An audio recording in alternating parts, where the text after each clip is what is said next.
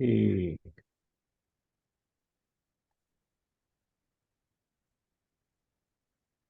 Warm good morning all of you. ये जो next chapter है it's about big food, more food and the new science of diabesity. Diabesity मतलब diabetes plus obesity, both are connected, both are metabolic dysfunction, both happens due to metabolic dysfunction and both can be called as a metabolic syndrome. ये big food more food इसमें ये बता रहा है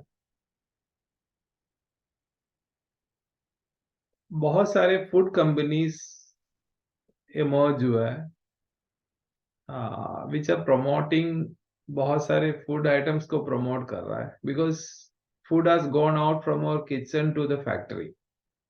ये तो पहले नहीं होता था, लेकिन आजकल हमें पता है कितने सारी चीजें हमें खाने के लिए बेकरीज में मिल रहा है which are made out of refined carb, जो एक्चुअली बोला जा रहा है अपना डाइजेस्टिव सिस्टम को, वो चीज को मेटाबोलाइज करने का डाइजेस्टिव एंजाइम भी बॉडी में नहीं, उस तरह का बोल रहा है। It's if it is all grain it can easily be digested by our body. अगर ऑल ग्रेन होता, कंप्लीट ग्रेन होता, अपना बॉडी उसको आराम से डाइजेस्ट कर लेता, लेकिन ये जो रिफाइंड कार्ब है इसको डाइजेस्ट करना it's difficult for our body.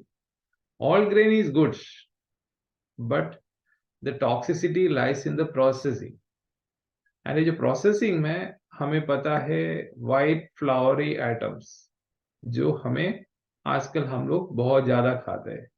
Breakfast में आप देखिए क्या चीज हम लोग खा रहा है जिसमें फ्लावरी आइटम्स कितना है। इसका इन्फ्लुएंस है वाइट फ्लोरी आइटम का इन्फ्लुएंस अपना लाइफ में आजकल बहुत हो गया। जाने अनजाने हम लोग जो भी खाते हैं, स्पेशली साउथ इंडियंस का जो ईटिंग हैबिट है उसमें बहुत सारे वाइट फ्लोरी आइटम्स है। नॉर्थ इंडियंस भी सेम वे, आटा से मैदा से ये सब बहुत सारे चीज से, बेसन, everything is connected with floury item. And इसको बिग फूड मोर फूड इसलिए बोल रहा है। अमेरिकन हार्ट एसोसिएशन ने actually there is something called sponsoring ये स्टार्ट किया। वो हेल्दी हार्ट का पिक्चर लगाने के लिए, अगर आप कुछ आइटम बेकरी से ले रहा है उसमें हेल्दी हार्ट का पिक्चर अगर है, जो लव शेप हेल्दी हार्ट का पिक्चर है, तो हमें देख के थोड़ा बिलीफ आता है, हाँ दिस इज गुड। वो पिक्चर लगाने के लिए अमेरिकन हार्ट एसोसिएशन पैसा लेने लग गया। Food companies paid $7,500 for their products. तो इसमें अमेरिकन हार्ट एसोसिएशन भी बहुत सारे पैसा बनाने लग गया, एंड लोगों को ये बिलीव आ गया कि ये जो इसमें हार्ट का पिक्चर है तो that is good for health. And for example उस टाइम पे फ्रीड होग ब्लो करके ग्रेप जूस कंपनी था, तो a bottle of grape juice proudly bearing the health check, मतलब अमेरिकन हार्ट एसोसिएशन का वो हेल्थ सिंबल है, उसमें कंटेन 10 टीस्पून ऑफ शुगर। उसमें एक बॉटल में 10 टीस्पून शुगर है। एंड बहुत सारे मील रिप्लेसमेंट शेक आया। The first 5 ingredients are water, corn maltodextrin, sugar, milk protein and concentrate, milk protein concentrate and canola oil. And इसको भी that is also defined as healthy food. तो इस तरह का बहुत सारे स्पॉन्सरिंग फूड इंडस्ट्री में आ गया। So people are actually somewhat misguided.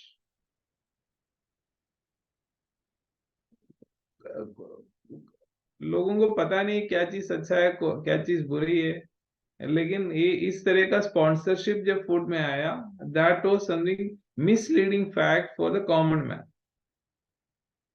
And conventional advice for wait losses, बहुत सारे नए नए कंपनीज आया and they all started advices for conventional obesity or conventional weight loss. इसमें eat 6 times a day, eat high protein, eat more vegetables, eat more omega-3, eat more fiber, eat more vitamins, eat more snacks, eat low fat, eat breakfast, eat more calcium, eat more whole grain, eat more fish.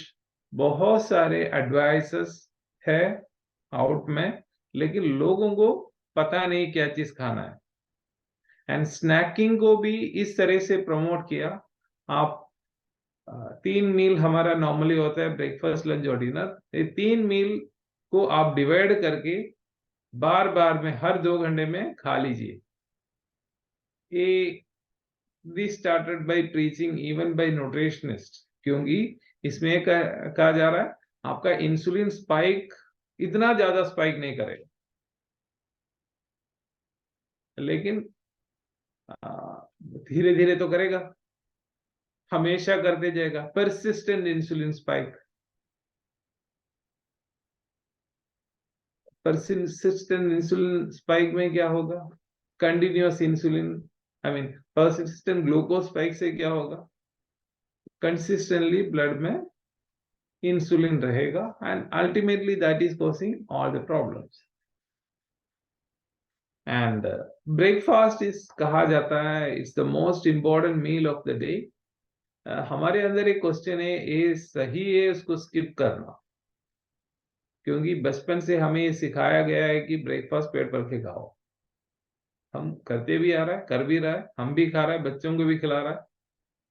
अपने बच्चों को सुबह घर में breakfast खिलाते हैं आजकल. उसके बाद एक स्नैक लंच बॉक्स, 4 बजे का लंच स्नैक बॉक्स, ये सब तैयार करके भेजते हैं. So again question is it good, is it bad? And bed से, कल भी हमने बात किया था, बेड से उड़ते ही खाने का आदत है हमें.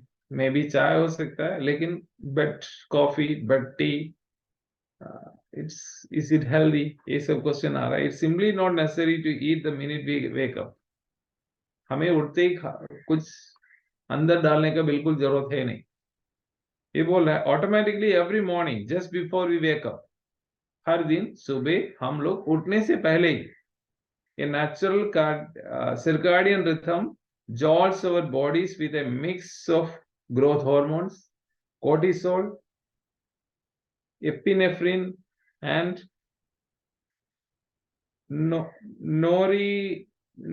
adrenaline का दूसरा नाम है.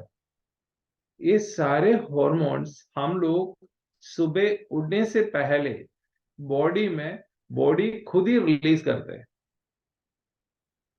एंड एक्चुअली हमारा नींद इसके बाद हम नींद से उड़ते हैं. जैसे बॉडी के अंदर इससे प्रोसेस होगा, ये प्रोसेस का कंप्लीशन में हम लोगों का नींद भी खुलता है. And actually that is feeding your body. सुबह उड़ के निकल के काम करो. तो it works that way. And this liver and ये सब, ये जो जितना मैंने हॉर्मोन्स का नाम लिया, like growth hormone, cortisol, epinephrine, adrenaline, ये सब बॉडी में इसलिए प्रोड्यूस करता है, it stimulates the liver to make more glucose, and this called dawn phenomena. Actually ये सब हॉर्मोन्स जब बॉडी में आता है, it is stimulating the liver to produce more insulin. Our bodies are geared up for action in the morning, not for eating. Insulin इसलिए pump करते हैं सुबह उठ के एक्शन में लग जाओ. बट सुबह उठ के हम लोग खाने में लग जाता है. सुबह के लिए जो भी चीज चाहिए बॉडी के अंदर already, it's already made in our body, it's already है, शुरू हुआ है बॉडी में, उसका काम ऑलरेडी चालू है. लेकिन हम लोग उसके ऊपर से खाने का कोशिश करता है. All these hormones release glucose into the blood for quick energy, for quick action. सुबह एवरी मॉर्निंग आवर बॉडी अपने आप को तैयार कर रहा है, हमें तैयार कर रहा है एक्शन के लिए। लेकिन हम लोग क्या करते हैं, कुछ लोग अलार्म सुन के फिर से स्नूज करके थोड़ा और सो लेते हैं। स्नूज का ऑप्शन 2-3 बार स्नूज होता है, मोबाइल या अलार्म क्लॉक जो भी हो। एक्चुअली कहा जाता है there should not be any time gap between the time you wake up and time you get up. हम नींद खुलना और बिस्तर से उठना, ये दोनों के बीच में टाइम नहीं होना चाहिए। That is the real thing. And it's ये जो प्रोसेस है, हम लोग बॉडी एक्चुअली हार्मोन्स प्रोड्यूस कर रहा है, और हार्मोन्स का रिस्पॉन्स में बॉडी में ऑलरेडी शुगर का लेवल बढ़ भी रहा है, लेकिन उसके ऊपर से हम खाना भी खा रहा है, तो इसको इसको ये कहा जा रहा है refuelling with sugary cereals. Refuelling, fuel already है बॉडी में, उसके ऊपर से हम लोग एडिशनल फ्यूल डाल रहा है। It's something called refuelling. And morning hunger is often a behavior learned over decades starting in childhood. Morning hunger जो है actually it's something called a behaviour, एक आदत हो गया हमें, क्योंकि वो चीज हम लोग बचपन से सीख के आए हैं फ्रॉम डेकर्ड्स। नॉर्मली आप लोग भी ध्यान दे एक बार, ध्यान दो कि सुबह आप लोगों को भूख लगता है।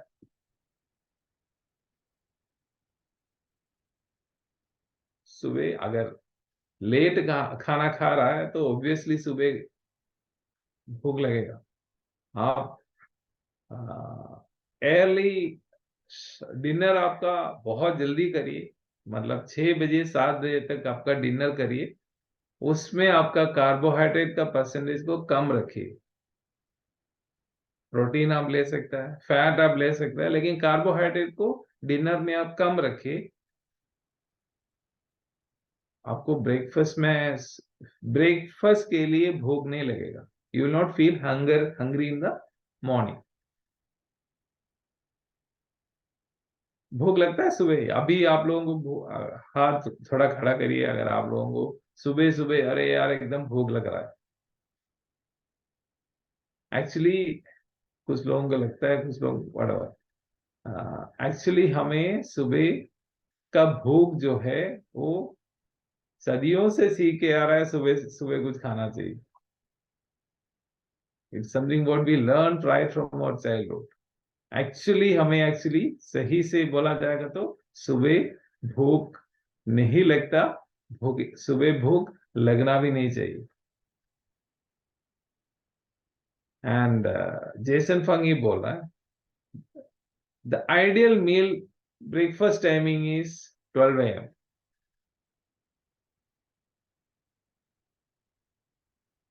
And if we eat our first meal at 12 o'clock, 12 noon, it's the best time. And we can start it with protein. Maybe grilled salmon, grilled fish से आप शुरू कर सकते हैं। एंड इससे क्या होगा, आपको मील ऑप्शन तो है, एक ब्रेन में फिट है कि 3 बार खाना चाहिए, उसके बीच में कुछ स्नैक्स भी आना चाहिए। अगर आपने ब्रेकफास्ट को आपने 12 बजे तक शिफ्ट किया, आपका पूरा दिन का मील ऑप्शंस भी कम होता है। फूड इंटेक थ्रू आउट, मतलब it will actually reduce the food intake throughout the rest of the day. Normally क्या होता है, the lunch and dinner portions tend to stay constant. ये सबका ऑलमोस्ट बराबर रहता है, and that is regardless of the amount of calories we took in the breakfast. Lunch dinner तो आपने ऐसे तो नहीं होगा कि आपने ब्रेकफास्ट कम किया, ब्रेकफास्ट नहीं किया तो लंच में जाके आप डबल खाएगा, नहीं करता। लंच में जितना है उतना ही खाता है, डिनर में जितना है उतना ही खाता है। मेन थिंग ये सब में ग्रेनी आइटम्स या कार्ब रिफाइंड का बहुत ज्यादा है, इसलिए if you want you can postpone your breakfast, ideally up to 12 o'clock। अगर आप 12 बजे तक आपका ब्रेकफास्ट को पोस्टपोन कर रहा है एंड आप आपका डिनर 6 बजे तक आपने कंप्लीट किया, you will have a meal timing of 6 hours and you will have a fasting period of 18 hours.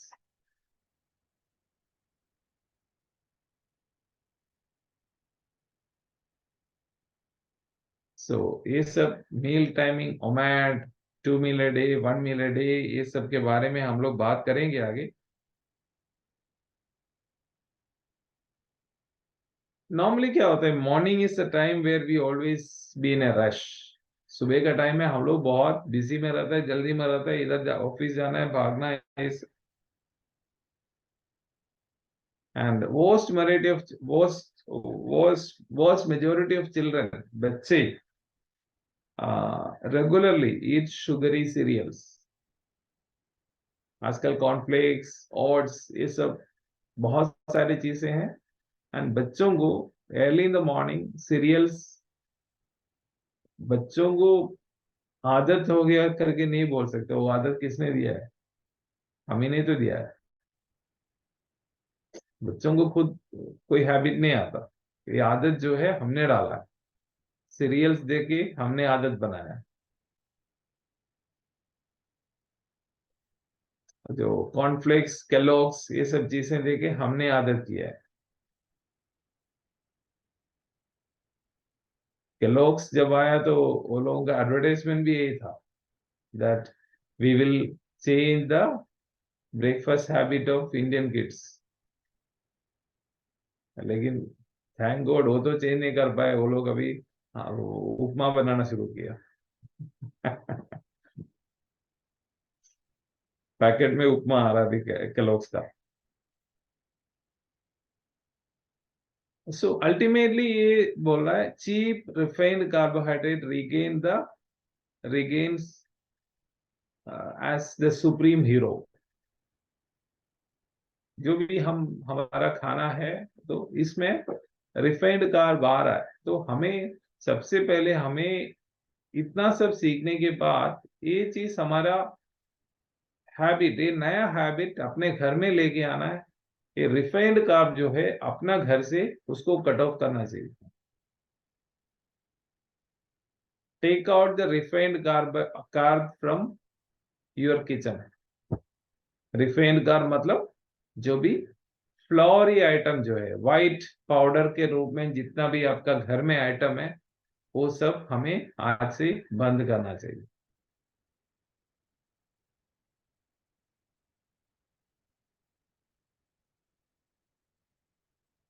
And if you are not feeling hungry in the morning, अगर आपको ब्रेकफास्ट टाइम में अगर आपको भूख नहीं लग रहा है, लेकिन आप इसीलिए खा रहा है क्योंकि आपको पता है मुझे ब्रेकफास्ट करना चाहिए, मुझे ब्रेकफास्ट मिस नहीं करना चाहिए,